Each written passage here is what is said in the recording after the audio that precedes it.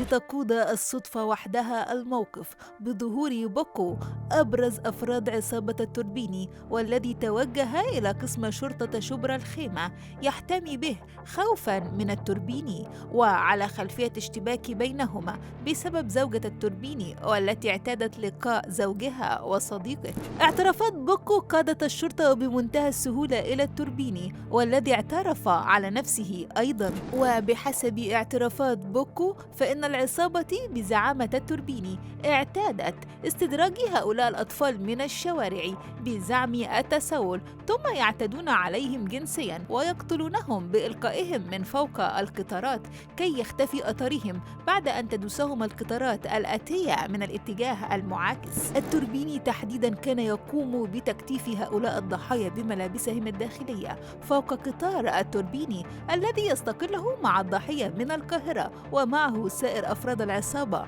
حتى الإسكندرية.